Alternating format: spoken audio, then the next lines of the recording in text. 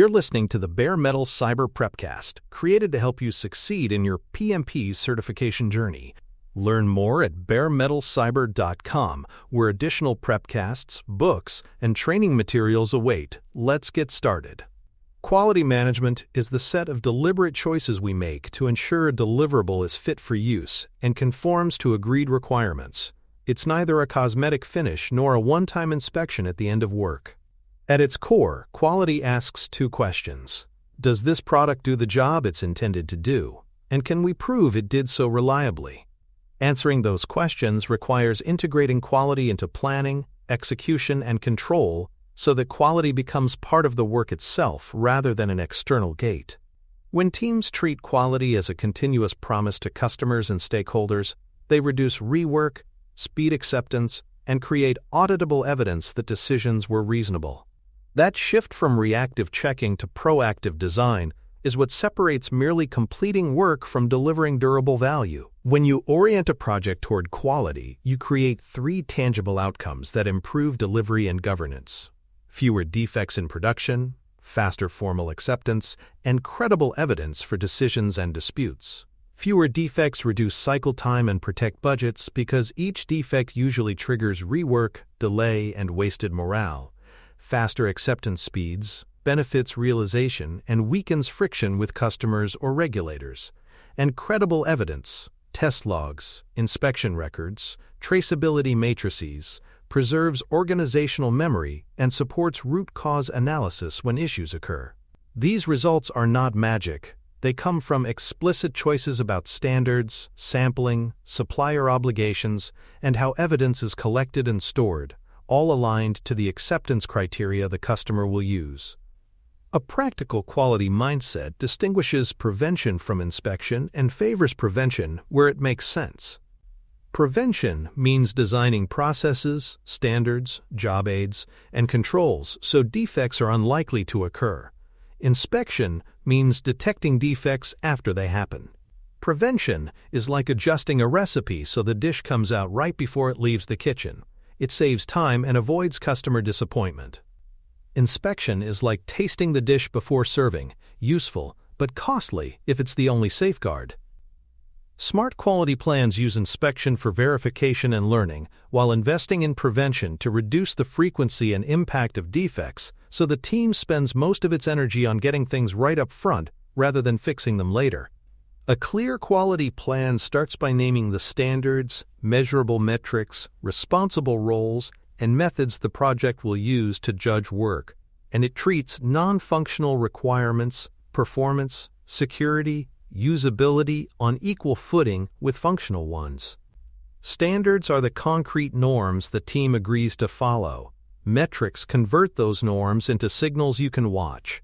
Roles define who measures, who decides, and who remediates, and methods specify how measurements are taken.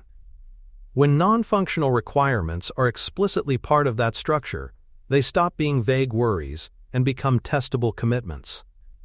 This alignment transforms abstract expectations into observable checkpoints the team can design toward, which means quality becomes a set of manageable tasks instead of an amorphous ideal. A pragmatic quality plan also codifies sampling strategies, inspection approaches, and supplier obligations so that effort scales with risk. Sampling lets you focus inspection where it matters. You don't test every unit if a statistically justified sample will expose the risk, but the method and risk tolerance must be explicit. Supplier clauses in contracts require third parties to deliver evidence and accept non-conformance handling, so upstream failures don't become last-minute surprises. Together, sampling and supplier alignment manage inspection cost while protecting integration points and regulatory obligations. This approach keeps the team from drowning in low-value checks while ensuring the right things are inspected at the right time. Every quality plan should end with an evidence plan that maps directly to acceptance criteria so verification is traceable and defensible. An evidence plan states who produces proof, what form it takes, test results, inspection records, sign-offs, where it is stored, and how long it's retained. When evidence is explicitly mapped to acceptance criteria, Auditors and stakeholders can follow a clear trail from requirement to verification instead of grappling with disconnected artifacts. This reduces dispute friction and speeds acceptance because expectations and proofs were explicit before handoffs. In short, the evidence plan turns subjective claims about quality into objective demonstrations that requirements have been met. Managing quality in daily practice means building reviews, audits, and preventative checks into the team's workflow so quality work happens continuously rather than intermittently. Regular reviews and audits provide rhythm and visibility. Preventative checks are quick inline validations that catch problems early. Peer reviews combine the insight of two practitioners to reduce human error. These practices create a collective sense of ownership over quality. No single person owns it alone, so problems are surfaced early and addressed collaboratively. Importantly, these activities should be framed as learning opportunities rather than blame-seeking exercises. That preserves candor and encourages teams to share root causes openly. An effective way to operationalize those practices is to install quality gates into pipelines and workflows so work cannot advance without passing essential checks. Quality gates can be automated, unit tests, static analysis, or human acceptance reviews, security sign-offs. But each gate must be lean, clearly owned, and time-boxed to avoid bottlenecks. Gates should validate the most critical attributes: security, integration, performance, and allow minor issues to be documented and scheduled rather than halting velocity for trivial items. In other words, gates shift the model from inspect everything at the end to verify what matters along the way, enabling faster feedback and smaller fixes that are less disruptive to schedule and budget. Training and job aids amplify preventative controls by making expected behaviors simple and repeatable for the people doing the work. Job aids checklists, short decision trees, templates translate complex procedures into usable steps that reduce cognitive load at critical moments like releases or configuration changes. Training explains not only what to do, but why each step matters and how deviations should be handled, which increases compliance and reduces avoidable errors. When tools and aids live where the team works, in the CI pipeline, the ticketing system, the build script, adherence rises because the path of least resistance aligns with the desired behavior. Product-level control focuses on verifying deliverables against acceptance criteria, triaging defects effectively, and deciding when to do rework now versus later. Verification confirms the product meets stated acceptance criteria. Triage classifies defects by severity, so the team prioritizes fixes that matter most to users and regulators. Rework timing balances the cost of immediate fixes against schedule pressure and customer impact. Clear triage rules prevent teams from falling into the fix everything now trap that erodes schedule and morale. The objective is pragmatic assurance. The product must be demonstrably acceptable for its intended use, with transparent trade-offs for known deviations. Traceability, from requirement to test to evidence, is the structural glue that makes control credible and efficient. A traceability approach need not be heavyweight.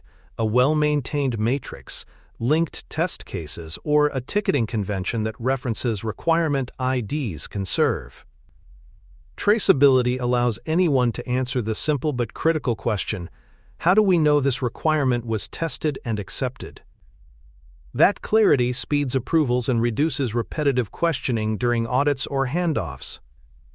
It also supports targeted regression checks when a change touches related requirements, because you can see downstream tests and evidence that might be affected.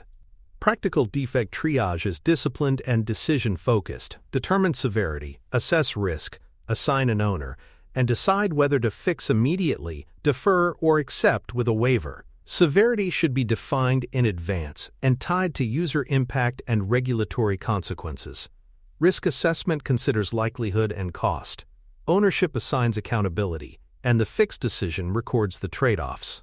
Documented waivers and deviations, along with their rationales, convert ad hoc compromises into auditable decisions rather than vague promises. This approach preserves schedule predictability while ensuring that the most user-impacting defects get attention first. Acceptance records and managed waivers close the loop between quality control and stakeholder decisions. Acceptance records confirm which criteria were met and which were waived. Waivers and deviations must document who authorized them, why, and what compensating measures exist. That record prevents rework later by making trade-offs explicit and helps downstream teams understand residual risk. In regulated environments, acceptance records are often mandatory. In others, they are simply good governance. Either way, treating acceptance as a documented decision protects teams and clarifies expectations for users and auditors alike. Communicating quality clearly means using visual summaries, thresholds, and exception-based reporting so stakeholders get the right signals without noise. Visuals run charts, simple dashboards. Traffic light indicators turn dense facts into quick impressions that support decisions. Thresholds and triggers define when a visual state demands action, for example, a defect rate crossing a pre-agreed limit, preventing constant churn over minor fluctuations. Exception-based reporting surfaces surprises rather than routine status, which keeps leadership attention for the moments that need it, while empowering the team to handle normal variance. Close the loop by feeding improvement work back into planning and execution. Quality is not a one-way audit but a learning cycle. When inspections or audits reveal recurring root causes, capture that learning as a preventative change, a job aid, a code pattern, a supplier clause, and embed it in the next iteration of planning. Track the effect of that change with the same visual tools used for control to confirm impact. Over time, this disciplined feedback loop reduces dependency on inspection and increases the proportion of prevention, delivering faster acceptance, lower cost, and a stronger organization that gets better at delivering fit-for-use outcomes. For more cyber-related content and books, please check out cyberauthor.me. Also, there are other prepcasts on cybersecurity and more at baremetalcyber.com. Control and run charts are simple, powerful tools for distinguishing routine variation from signals that require action. Conceptually, a control chart plots a quality metric over time, with a center line that shows the typical level and upper and lower control limits that mark expected variation. When data stay between those limits and hover evenly around the center, the process is said to be in statistical control and you treat variation as common cause. The practical value is decision-making. Control charts tell you when a pattern likely reflects something systemic rather than random noise, so your responses are proportionate. For most project teams, these charts are used to watch defect rates, cycle times, or test pass percentages across releases, not to replace judgment, but to inform choices about whether to investigate further.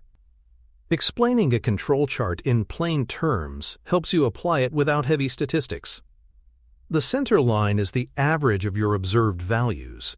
Upper and lower control limits are set at a distance from the center that reflects expected variability. Narrated as words, planned value is the mean you expect. Control limits are the mean plus or minus a defined range that historically captures normal swings. Use simple, round numbers for examples. If your historical defect rate averages 4 defects per 1,000 units, and normal variation is plus or minus 2, then values above 6 suggest special cause. A few practical run rules. Long sequences on one side of the center, sudden shifts, or points beyond control limits flag special causes worth investigating. Remember, charts guide inquiry, not automatic panic. Pareto thinking complements run charts by directing scarce improvement effort to the vital few causes that produce the majority of problems. The Pareto principle says roughly 80% of effects come from 20% of causes. In practice, you build a simple frequency table of defect types, order them from highest to lowest, and concentrate preventative changes on the top items. After applying a fix, measure again with the same charts and frequency lists to verify effect. Did defect counts for the top cause drop by an amount that justifies the intervention? This attack the vital few, verify the effect rhythm reduces firefighting and proves to stakeholders that changes had measurable impact rather than being optimistic anecdotes. Agile quality emphasizes frequent short feedback loops and built-in definitions of done so that quality is validated continuously rather than deferred. In Agile settings, the definition of done, DoD, explicitly lists the gates an increment must pass, automated unit and integration tests, code reviews, security scans, documentation checks before a story can be accepted. This approach prioritizes rapid, automated verification tied to each incremental delivery so defects are discovered when they are cheapest to fix. The focus is on making acceptance a byproduct of regular delivery rather than a separate phase. When teams automate and fail fast, they can maintain pace without sacrificing confidence in what they ship. Predictive quality, by contrast, sits well with formally scheduled QA/QC milestones, defined inspection events, and acceptance sign-offs at phase gates. Here, quality planning is more heavyweight and deliberate. Test plans, acceptance criteria, and certification events are scheduled into the lifecycle with clear responsibilities and records. This model is appropriate when regulatory or contractual requirements demand formal evidence at defined points, or where integration complexity benefits from consolidated test cycles. The trade-off is cadence. Predictive quality can add ceremony, so teams must design it to reduce delay while preserving the rigor stakeholders need to accept the product. Most real projects benefit from a hybrid approach that combines agile automation with formal checkpoints where necessary. Hybrid quality uses automated pipelines and DoD checks for routine validation, but it also inserts scheduled audits, system-level acceptance tests, and evidence packaging before major releases or contractual deliveries. In practice, this means small, automated gates handle fast feedback, while a light, scheduled set of formal verifications provides the traceability and documented acceptance large stakeholders require. The result is resilience. Teams keep velocity through automation, but still produce the defensible evidence auditors, customers, and regulators expect at key handoffs. Supplier quality starts with clear incoming inspection policies and a shared understanding of acceptance methods for externally sourced items.